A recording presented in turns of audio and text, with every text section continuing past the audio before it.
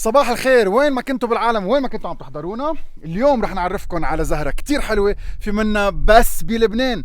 بس بلبنان؟ بس بلبنان مثل 92 نبتة. صح، وبس بلبنان. ولبنان العظيم أكتر بكتير من الأرزة، أكتر بكتير من اللزب، أكتر بكتير من السابان، أكتر بكتير من الصنوبر.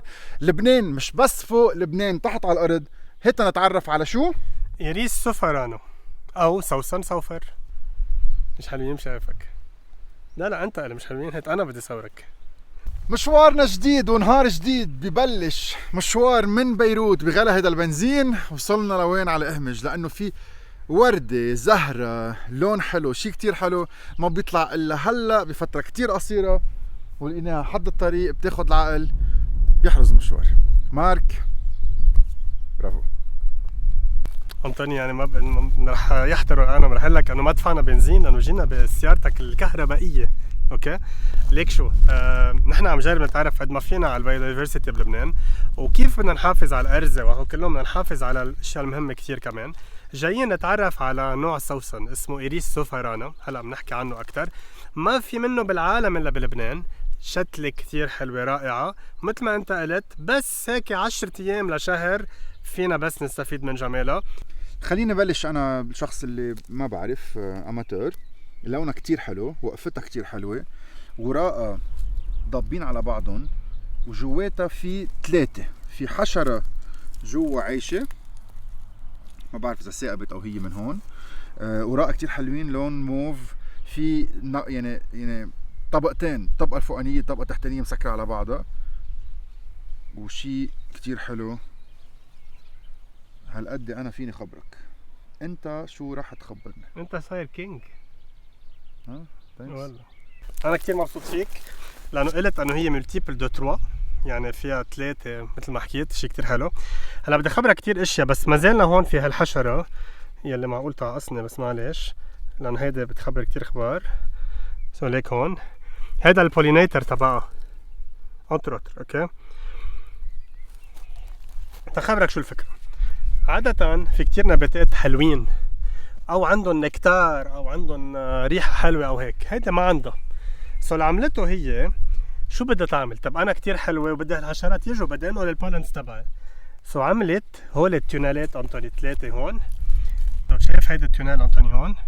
هيدا انت ما بتفكر فيها عادي، بس هي ملجأ للحشرات بالليل. يعني بالليل رح تجي حشره تفوت هيك وتتخبى. لما تفوت هيك شو رح تعمل؟ رح تخلي الذكر على الانثى يقشطه، هي فيها تتكاثر. سو هالبلانت مش بجمالها بتعيد بس الحشرات، اكيد هيك.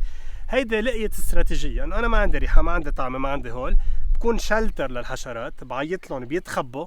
هن لما بيتخبوا بفلوا، وانا هيك بنقل البولنز من مطرح لمطرح. قرب تفرجيك اكتر. سو اذا بنفوت على الديتيلز، هيدا هون هيك الحشرة بتشوف هيدا الاسود يلي هو بعيط له. لما تيجي لهون طلع هيك، هول عمليا لازم يقشطوا على هول، يضربوا هيك تيصير في بذر لهالنبتة. سو كيف بدهم يقشطوا؟ ما بتزبط هيك بس بالهواء. الحشرة اللي بتفوت على هالتونال اللي بتتخبى بهيدا التونال كلها بتصير تلبد، وهي عم تطلع اللي شفناها من شوي الحشرة بتنقل هول على هول، وهيك بعدين بصير في بذر. عمليا ليش اسمه هيك؟ لانه اول مرة اكتشفوه بمنطقة سوفر، بس بعدين اكتشفوا انه في منه وين ما كان، وفي فرايتي منها اسمها إيريس سوفرانا كسروانا يلي هي هون، اللي شوي بمنطقة كسروان مختلفة عن غيرها. ليه بلبنان؟ هيدا ما بتطلع غير بلبنان، وبتطلع ضيع يعني مثلا كتير قليلة، لدرجة انه بسبب هيدا النبتة فينا نصير نخترع شيء اسمه مايكرو ريزيرف. يعني وين رح نلاقيها؟ فينا نعلن هيدا الهضبة صغيرة محمية قد ما مهم نقدر نحمي هيدا النبتة. اكتشفنا ليش النحل الابيض مهم كتير لها، رح نكتشف بعد عن حشرات تانيين. هلا بتقلي نيويورك بقول لك روح كول برجر، بس انه انت كيف عرفت انه باهمج هون وما فتشنا 3 دقايق ولقيتها؟ ليك في كتير هينا الخبرة. أول شيء طريق أرطبة القديمة كتير هي من هون. كان بخبرنا جدي دايما إنه كانوا يجوا يصفوا البوسطة هون، ما كانت تطلع غير لهون، ويكملوا مشي لفوق. سو هيدا وحدة. 2 هيدا النبتة بتنبش عليها. يعني هيدا النبتة إذا بيعرفوا بلبنان نستفيد منها بتجيب سواح. في ناس بتسافر بس لتشوفها، وبما انه هي بلبنان بتطلع بس بمطارح صغيره معروفين انجا، يعني في مطرح بارتبا، مطرح باهمج، في حتى بعكار غير نوع، في بفريا قليله كتير. هي حتى بسموها سوسن جبل لبنان هالقد، يعني قد ما بتطلع بس مطارح معينه، فبندرسها كتير. انا وتلاميذي كنا نطلع كذا مره ندرس البولينيترز تبعها، يعني تشوف الحشرات يلي بيجوا عليها، وهيك بعرف تقريبا وين بيطلعوا دائما. بس اخدك على جنه. شو الواحد بيتعلم من الطبيعة، شو حلوة الطبيعة. وهيدي طريق ولا مرة جاي من هون بأهمش حد الزفتات مشوي بالطبيعة، في زحين زرق، يمكن درب الجبل اللبناني بين الشجر، حد النهر يلي راحت ميته، الشمس ورانا عم بتبين، شي رائع. اللي عم بتقوله انه حد الطريق ودغري، هيدي مشكلتها لهالبلوت. فاللي انت بتقوله دايما انطوني كتير حلوه، victim of its own success. قد منا حلوه بيقطفوها، بليز ما نقطفها، نحافظ عليها. واكثر شيء جريمه بهالمنطقه توسيع الطرقات العشوائيه، ما بيعطوا شانس للعلماء او للبلديات ينقلوها ويحطوها غير مطرح. هيدي النبته عندها القدره تطلع بين صخور، وهيدا مش حالة نباتات فيهم يعملوها، هيدا اللي بيميزها لهيدا النبته. إذا لاحظت الحشرات يلي شفناهم لهلا منهم بولينيترز عادية، يعني ما لقينا مثلا مثل نحل أو هالأشياء. بيطلع أوقات تكورة نحل أو بعض الحشرات اللي شفناهم يلي قلت ما عم يجوا لهون لأنه بدهم رحيق، عم يجوا كرمال عمليا ياخدوا يتخبوا، خاصة بالليل. لو جينا بعدين بنلاقي الصبح غيرهم عم بيطلعوا هالأشياء كلها. شغلة كتير مهمة، شفنا إنه هي عندها الاتفاق مع هالحشرات، بس عندها سبيشال اتفاق مع النمل. أنطوني هول الزهور بعد فترة رح يعملوا بذر. نحن هلا منا بالفترة البذر، هلا إذا شفنا بنطلع البذرة فيري سبيشال. في عندها أنطوني حبة بيضة حد البذرات. هالحبة البيضة تخيل شو بيصير، النملة بتجي بتاخدها، تاخد البذرة مع الحبة البيضة، هي بس انترستد بقلب الحبة البيضة. بس تخيل قد ايه قوية الفكرة، لازم النملة تكسر الحبة البيضة لتقدر البذرة تفرخ. وهيك النملة لما بتاخد هالحبة للطعمة ولادها أو هيك عندها، تكون عم تنشرها بعدين كذا مطرح وبترجع هي بتفرخ لوحدها. واذا نحن بالمختبر بدنا نكتر هيدا النبته، بدنا ناخد الحبه نكسر يلي هو النمله بتعمله ببلاش لنا تنقدر نكتر هالبذره. بس تخيل بعد شغله تانية، نحن ما بعرف اذا على 1400 متر كان في تلج قد ما بدك هون، 5 امتار و6 امتار و7 امتار. هيدي النبته شو عملت بهالفتره اللي قبل؟ تحت الارض عندها مثل جذع بنسميه ريزوم. هيدا الريزوم هي بتطلع بتروح هيك بالارض، شو عم تعمل؟ عم تحجز المطرح للسنة الجاي. لو انت بذر تطلع هون يمكن ما تفرخ، لانه يمكن يطلع عليك شيء. هيدي النبتة وقت النباتات بيكونوا هن واعيين بالريزوم بالجزمور تبعها، عم بتروح لتحجز السبوت تبعها للسنة الجاي، يعني بتضلك تلاقيهم ذات المطرح. مشان هيك اذا نزعنا بنكون عم ننزعهم، وهيدي شغلة كمان كتير مهمة. بتذكرني بشيء مارك، بتذكرني بشيء لحقنا بكل الوقت بالكشاف اللي هو الفلور دوليس. فلور دوليس هيدي هي مش شيء تاني، كوت اوف ارم تبع الكينج لوي، كانت من زمان الضفدعه وهلا فجاه رجعت صارت هيدي، سموها لفلور دو لوي، زهرة لوي، فلور دو لوي، فلور دوليس، وبعدين صارت هي ثلاثه فوق ثلاثه تحت، ومن برا اذا بتطلع عليها هيك بتبين مثل التريونجل. هيدي هي الفلور دوليس. اسم الله انا فكر رح نلاقي وحده او اثنين طلع فيها على كل الخط على زيت الطريق، ولا يمين ولا شمال، على هاي الطريق فينا نسميه مثلا لو سانتيي دي ليس مثلا. انت شو دايما بتقول لقمتنا بتجمعنا، ايه صح؟ صح.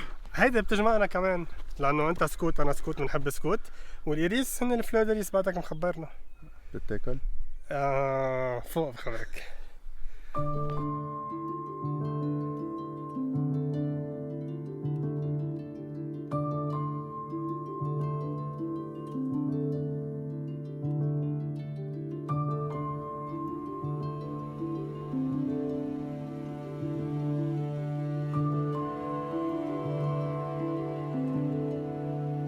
كلهم مسكرين. شفت هيدي الفكرة اللي بقول انه الطبيعة هينة بخبر، الطبيعة كابريسيوس. تحت شوي كتر خيرها شفناهم زهرة، بس يمكن جمعة من هلا كل هاي تكون زهرة. هيدا حلوة.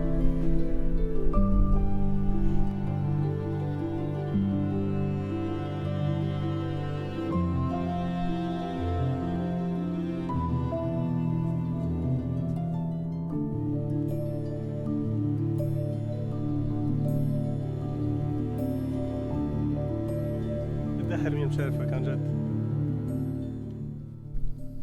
تخيل قد ايه الطبيعة حلوة. هاي البذرة تبعه، هاي الشقفة البيضة معمولة النملة تجي تاخدها، لأنه النملة إذا انترست تاكل هيدي الشقفة وتاخدها لأولادها. إذا أنا بدي أرجع أزرعها بدي أقص البيضة وأرجع أزرعها. بس هيدي النبتة بدي باند أولاً عن الحشرات حكينا قبل، ثانياً كيف تمتد تحت الأرض، وثالثاً لتقدر تتكاثر بدها النمل. كلها وين وين سيتويشن بالطبيعة. مشينا شفنا أنا وياك قد كتيرة، بس ما تنغش بالموضوع أنطوني. أنجأ فيه بهالمطرح هون، يعني هيدي إذا بيقولوا لك موجودة بأهمج وبأرتبة هالقد 100 متر مربع ما في غيرهم. فكتير مهم نحافظ عليهم، كتير مهم نفهم قد ايه هول مهمين للبنان. وبدنا هون نقول نشكر اكيد LRI وبلديه اهمج يلي عم بيساهموا انه هيدا هون اكيد يبقى مثل ما هو. هلا بس وجود هيدا النبته فينا نعمل هلا حاليا بالقانون الجديد نعمل شيء بنسميه نحن مايكرو ريزيرف، يعني هيدي مجبورين نحن نقدر نحميها قد ما هيدا النبته مهمه. وهول النباتات بوجودهم كيف بيجيبوا كمان حشرات وبولينيترز، وبيكون اوقات في حدهم اوركيدز وخبار ليجوا بيساهموا اذا بدنا الصحه تبع كل هيدا الغابه. تمزقك تاتا نحكي شويه اكل. بس مارك ما حكينا عن اكل تنطبخ بتتاكل زهورات. هي هيدا الإريس لا نتركها هيك. بس الإريس عادة ايه يعني مثلا تخبرك شغله كتير مهمه، هن ادويه. اذا بدك مش بس هيك اكل دايركتلي، كتير من البارفانات المهمه مثل شانيل مثلا بيجيبوا من هيدا النباتات. الاندر جراوند تبعه الريزوم او الجزمور بربوه 3 سنين، بيرجعوا بخمروه 3 سنين، بيرجعوا بقطروه. يعني عم نحكي مش الزهره، هي الزهره اذا شميتها ريحتها حلوه. فلا عم بحكي عن انواع ثانيه، بياخذوا الجزمور يلي تحت بخمروه ليتغير الروائح تبعه. من بعد 6 سنين انطوني بقطرون تقريبا الكيلو بصير حقه بال20,000 يورو، وهو بيدخل بالسيكريت ريسيبي تبع مثلا شانيل نيميرو 5 او تروتر. مش بس هيك اكيد الإريس عادة مش بس عم نحكي عن هيدا السوسن، هن كمان بيدخلوا كتير بمطارح ليطهروا المي يعني بالفيتو ريميديشن. وفي كتير مطارح ايه بياكلوا الريزوم تبعهم، وحتى اوقات بيستعملون بالفليفرز لانه ريحتها وطعمتها كمان كتير حلوه. هي اذا اكلتها بصير لي شيء؟ لا بس منك مضطر تاكلها، منا ولا طيبه ولا شيء. اكيد اذا كترت منها فيها تكون سامه، منا مضطرين ناكل هيدا النبته. هيدا النبته مثل ما ليكيف يعني انت اللي قلتهم، وانت يمكن ما اثروا فيك قد الاوركيدز. انا بالنسبه لإلي اكيد الاوركيدز بعد اقوى بكثير. هي موجوده لنتعلق بالطبيعه. اتس فيري ايزي تحب حدا طويل وحلو وخبار وكذا وهيك، انه بتشوفها هيديك بدك تناخلها تنبش وعرفت كيف تفهم راسها. هيدي كبيره شوي كتير حلوه، ولا ممكن تفرجي حدا هيدا بيقول لك اف شو بشعه، بيقول لك اف مال الوان. مارك تعلمنا شغلتين كتير مهمين اليوم. صح. ما بيتاكلوا سو ما تقطفون، ما بتعملوا فيهم بارفان سو ما تشيلون، حرام تنزعون اتركوا غيركم يقدر يصورون.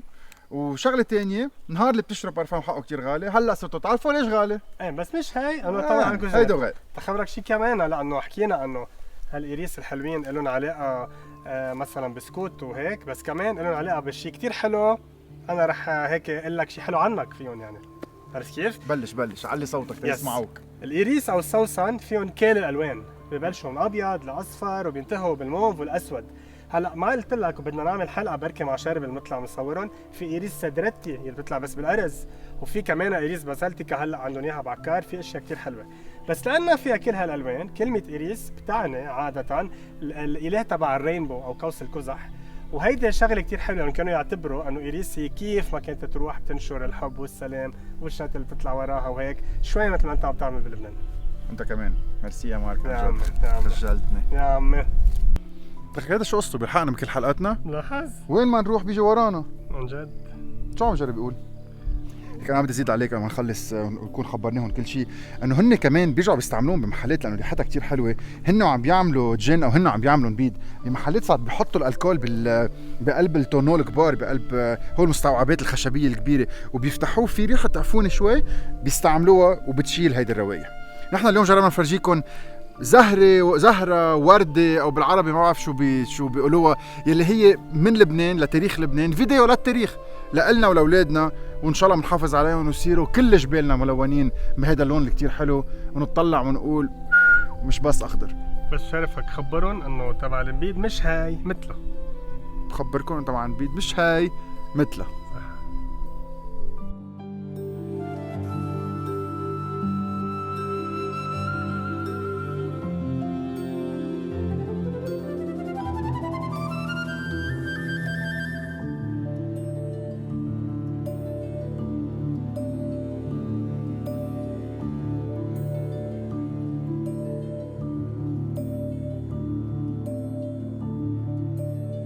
ما انتبهت لها؟ كندا ايوه كندا اجت لعنا على لبنان.